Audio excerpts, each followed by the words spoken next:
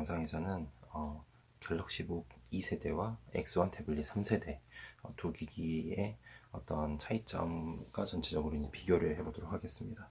왼쪽에 있는 게 이제 갤럭시북 2고요. 그 다음에 오른쪽에 있는 게 X1 태블릿 3세대입니다. 일단은 보시다시피 크기 차이가 나게 되죠. 12인치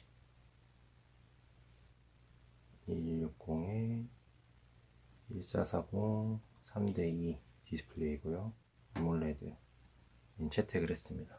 13인치 고요. 3000에 2000 역시 3대2 비율이고, 이쪽은 LCD 패널을 이제 사용을 했죠.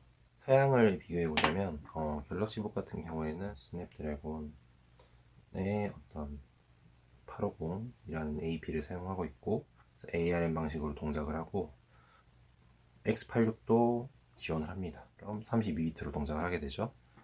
X1 태블릿 같은 경우에는 CPU가 i5 이 제품 같은 경우에는 8350 일반적으로 인텔 CPU를 사용하고 있고, X86 또 지원을 하고요. X64 64비트도 이상 없이 지원을 하고 있습니다. 그리고 저장 장치를 비교를 해보게 되면은 이쪽은 UFS 120 8GB, 속도는 일반적인 SSD 수준으로 굉장히 빠른 편에 속하고, 이 제품 같은 경우에는 기본적으로 안에 있는 SSD 교체가 가능합니다. 그리고 뒷판을 기본적으로 열 수 있게 되어 있고요. 갤럭시북은 열 수 없게 되어 있습니다. 분해가 조금 더 어려운 축에 속하는 거죠. 그래서 이 제품 같은 경우에는 NVMe 512GB 의 SSD로 읽기 속도 3000, 쓰기 속도 한 1000, 이 정도로 굉장히 빠른 수준의. 다음에 램 같은 경우에는 여기가 이제 4GB의 이제 램이고요. 이쪽이 8GB의 램입니다. 이 왼쪽 같은 경우에는 어떤 좀 더 휴대성이라든지 라이트한 사용성에 초점이 맞춰져 있는 모델이고, 오른쪽 같은 경우에는 메인 랩탑으로 이제 사용을 했을 때 전혀 이상이 없는 그런 물건이죠. 딱 포개했을 때 이런 느낌이거든요. 네, 이 정도 사이즈 차이가 납니다. 사이즈 차이가 이 정도 나고, 약간 두께 차이는 이 정도. 갤럭시북 쪽이 조금 더 얇은 것 같은데 X1 태블릿도 그렇게 많이 두껍지는 않은 것 같아요. 그리고 갤럭시북 같은 경우에는 이쪽에 뒤쪽에 지문인식으로 로그인을 하게 되어 있습니다. 그래서 지문인식으로 로그인이 이렇게 바로 되게 되어 있고, 싱크패드 같은 경우에는 전면에 있는 그 안면인식, 전면에 지문인식도 제공을 하기 때문에 어떤 그 생체인식의 편리성에 있어서는 싱크패드 쪽이 훨씬 더 앞서 있다고 볼 수 있겠죠. 이쪽은 그 배터리가 굉장히 많이 갑니다. 이 친구의 배터리 용량이 48Wh나 됩니다. 트위너치고는 굉장히 많은 용량이거든요. 싱크패드 같은 경우에는 42W예요. 그러니까 기본적으로 화면 크기도 더 크고, 도구 해상도에 어떤 프로세서도 훨씬 스냅드래곤보다 강력한 그런 프로세서를 이제 탑재를 하고 있음에도 불구하고 용량이 좀 더 적은 거죠. 갤럭시북 같은 경우에는 놀랍게도 전체 이용 시간이 11시간이 넘는 시간을 재생을 시키고 이제 절전 모드에 빠져들었습니다. 싱크패드 같은 경우에는 4시간 내 재생 시간을 하고서 이제 절전으로 들어가게 됐어요. 배터리 타임이 3배가 넘게 차이가 나요.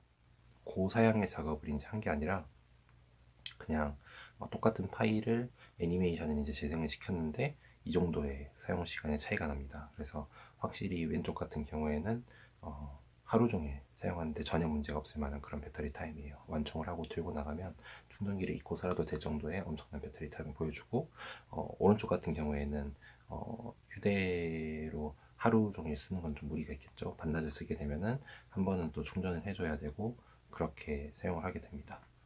둘 다 와콤 펜을 사용하고 있어요. 근데 갤럭시북 같은 경우에는 와콤 EMR 방식의 펜을 사용을 합니다. 제가 대각선으로 선을 천천히 한번 그어볼게요. 자, 여기 보시면 선이 제가 손 떨리는 거 말고는 그렇게 많이 구불거린다거나 왜곡이 되지 않고, 네, 반원을 따서 그렸을 때에도 전혀 왜곡이 없이 그려지는 것을 보실 수 있죠. 근데 싱크패드에 들어간 이 필기 방식은 와콤 AES 방식입니다. 그래서 건전지를 이제 사용하는 방식이고요.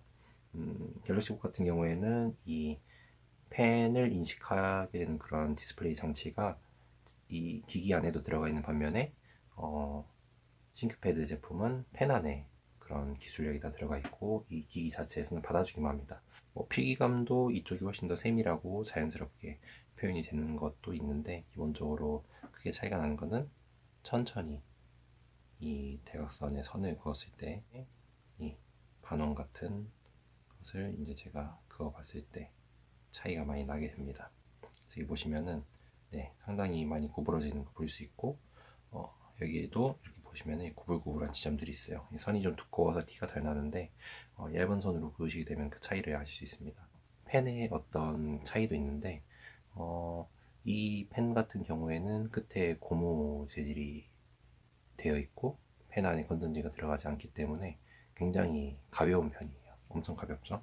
그래서 장시간으로 필기를 하거나 해도 전혀 무리가 되지 않는 반면에, 이게 레노버에서 제공하고 있는 그런 번들 펜이고 이게 왁콤 펜부 펜입니다. 그래서 이런 건전지가 들어가는 류의 펜들은 일단 기본적으로 무게감이 좀 무게감이 있어요. 무게감이 있고 장시간으로 필기를 했을 때 조금은 더 이질적이라고 해야 되나, 그런 느낌이 있어요. 그래서 뭐 이렇게 간단하게 선을 긋는다거나 마킹을 하기에는 충분히 좋은 스타일러스인데, 정말 자연스럽게 내가 데일리로 어떤 필기를 할 때는 와콤 EMR의 이 가벼운 펜이 좀 더 좋다고 볼 수 있겠죠.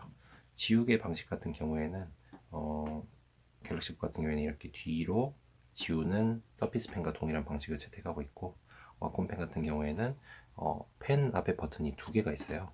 그래서 앞에 있는 버튼이 지우개 버튼, 뒤에 있는 버튼이 마우스 우클릭과 구역 선택을 하게 됩니다.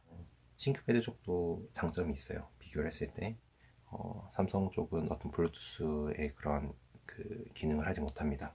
그래서 제가 뒷버튼을 누른다고 하더라도 화면 캡처 기능이 원격으로 된다거나 원노트를 불러온다거나 포스트잇 같은 걸 띄울 수 없죠.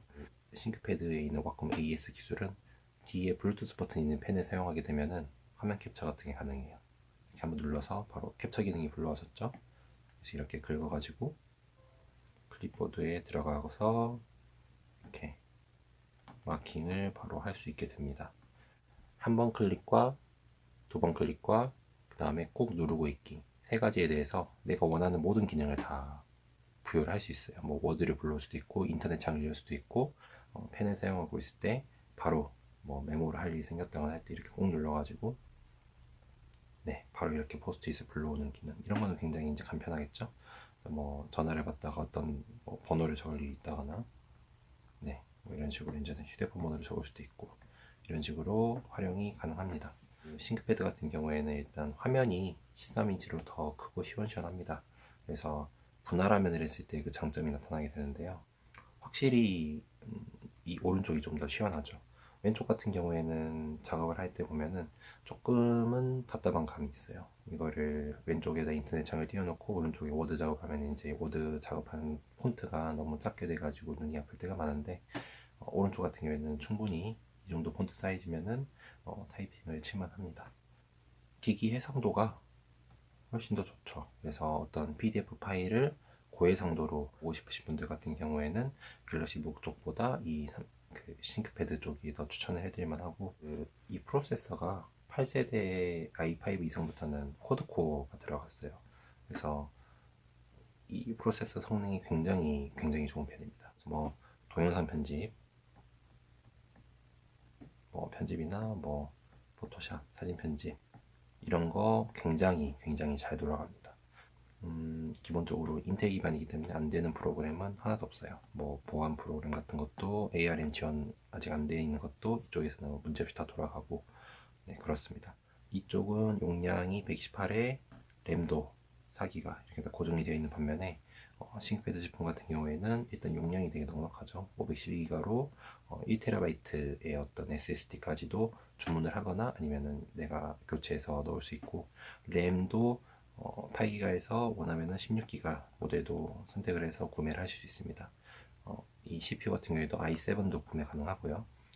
둘 다 USB-C 타입이 두 개 들어가 있죠. 갤럭시 같은 경우에도 이렇게 두 개 들어가 있는데, 갤북 같은 경우에는 썬더볼트가 아니죠.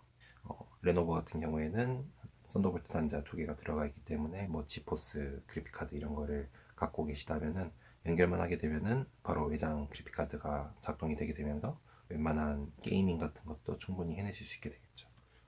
타입 커버도 잠깐 비교해서 보여드릴게요. 일단 다 보시면 아시겠지만 싱크패드 쪽이 레이아웃이 좀 널찍널찍하다고 볼 수 있겠죠.